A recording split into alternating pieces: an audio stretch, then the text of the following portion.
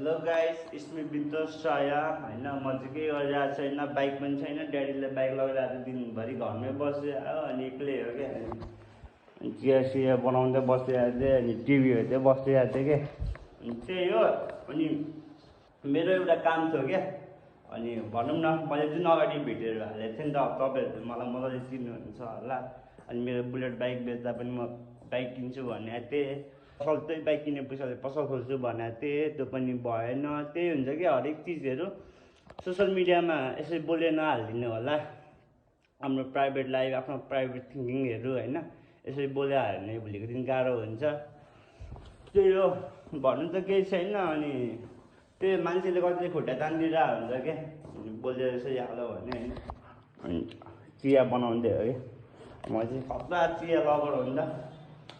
अनि चिया थिङ्किङ भिडियोहरू, आफ्नो प्राइभेट लाइफहरू सोसियल मिडियामाहरू नहाल्नु होला। भोलिको दिन आफूले सोचेको चिजहरू पनि मान्छेले खुट्टा तान्नेहरू हुन्छ।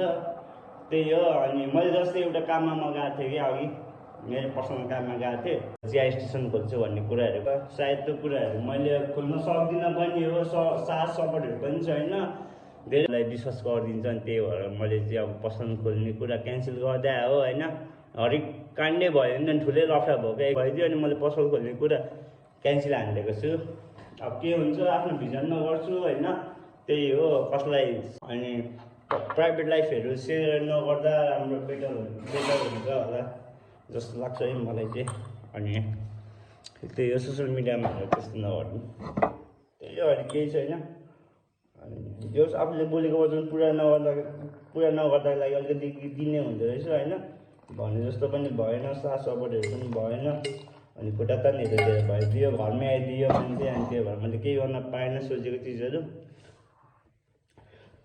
सायद त्यही लाइन नगर्दा पनि अरू लाइन त्यही गरेर के गरेर आफूले सोचेको चिजहरू आफूले इङ्गेज हुन्छ, यतिकै फिचे बस्ने भनेर सोचेको छु। त्यही हो। यति सोसियल मिडिया चलाएर यति बुझेँ कि आफ्नो प्राइभेट लाइफहरू, प्राइभेट चिजहरू, हरेक चिजहरू फ्यामिली सोसियल मिडियामा नहालिदिनु होला होइन। त्यही हो, मान्छेले धेरै खाले मान्छे हुन्छ क्या। सपोर्ट दिने मान्छे पनि हुन्छ, खुट्टा तान्नेर घर आइदिने मान्छे पनि हुन्छ। त्यही हो, भन्नु त केही छैन। अहिलेको लागि चाहिँ यति नै हो। चिया खाँदै हो, केही छैन है। त्यही हो, माया सही सबलाई।